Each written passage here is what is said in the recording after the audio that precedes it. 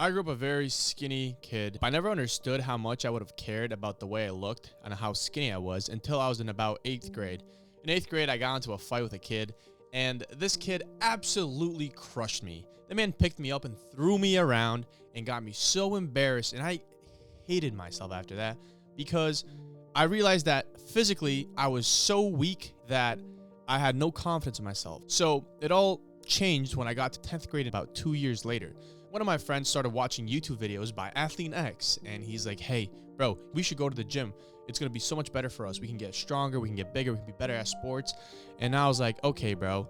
And funny enough, back then, I remember looking at myself and I was like, you know what, man, I'm in pretty good shape. I have abs, I look great, but I was just, I guess, maybe too scared to hop into what the gym would do for me. With a little more convincing, before I knew it, I found myself into the gym, and I fell in love with the gym. I would spend hours in the gym every single day just doing random lifts, random workout routines that I saw from YouTube and other influencers on Instagram. And I thought I discovered and figured out what it takes to build muscle and grow and get bigger.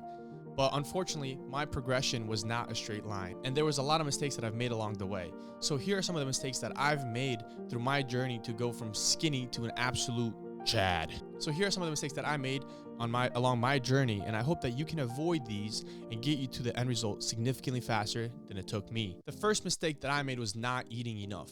If you're very skinny and you're trying to put on weight, eating is so important to the equation of building muscle. The least you can do is track the amount of calories in total that you're having per day and the protein intake.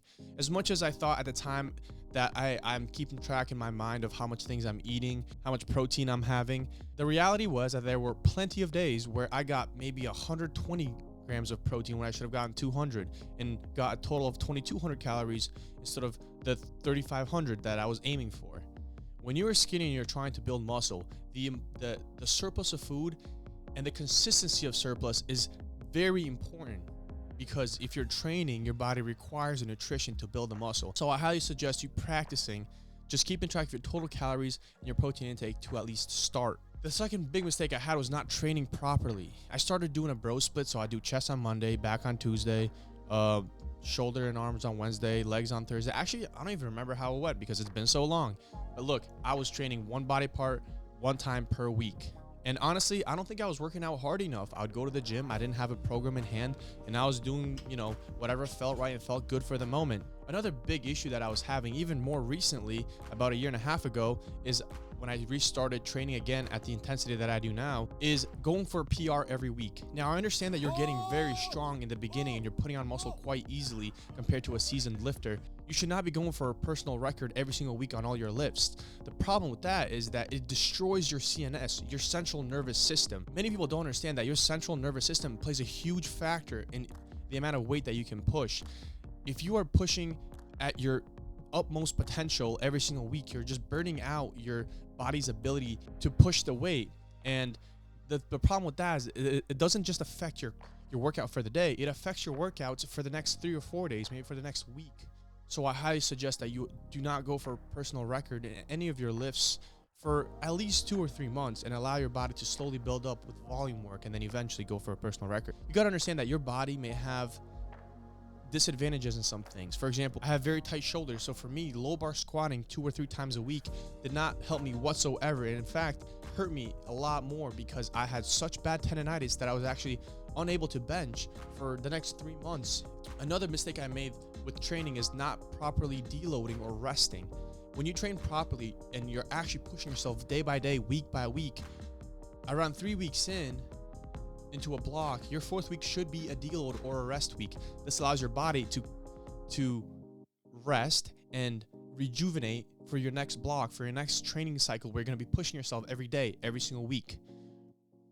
And sometimes on your deload week, it's even smart to take a couple days off if you really need it. Training hard but not getting the proper sleep and proper nutrition does not work. I don't care how you put it, it will just not work. The progress you'll make will be so minimal because the equation is required for you to sleep properly, have the right nutrition, and train properly.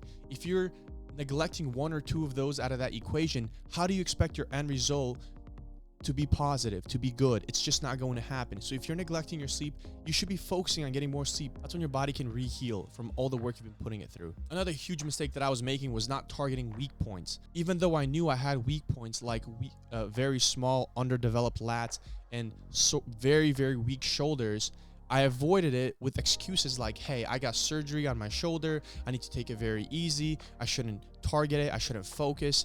But I was just lying to myself because it made me feel that much better. When I realized this was an issue is when I got a coach and I was training for a powerlifting meet, and I realized how weak my shoulders were. Once I started targeting the shoulders about 3 times a week, the growth I had was absolutely insane. The strength levels in my shoulders doubled. That increased my bench and overall made me feel much better. And just because genetically you have smaller calves does not mean you just neglect them and allow them to stay that small. You actually hit them a little bit harder, maybe a little bit more often, maybe 3 times a week, and eventually you're gonna get the best possible outcome, even though genetically that wasn't a strong point for you. A lot of these issues were solved when I got a coach, because a coach was able to identify the weak points and the things that I was blinding myself to and helped me make tremendous gains in my fitness journey. So I highly suggest, if you can't afford a coach, that you try a coach out. And you know what? It could be something as simple as the accountability that they offer. Coaches that are very experienced are able to look at a person with no prejudices and are able to see clearly, the weak points in that person's training or diet or sleep or whatever it may be.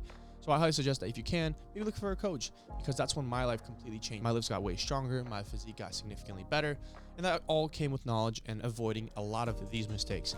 Guys, I hope that you enjoyed this video. I hope that you got something that you can apply into your training today to make you a better lifter, to make you a better person. If you made it this far, I really appreciate it. So guys, if you can please comment something down below that you guys want me to talk about, and like the video, I'd be super, super happy. So thank you very much, and I'll see you in the next one, guys. Take it easy. Peace.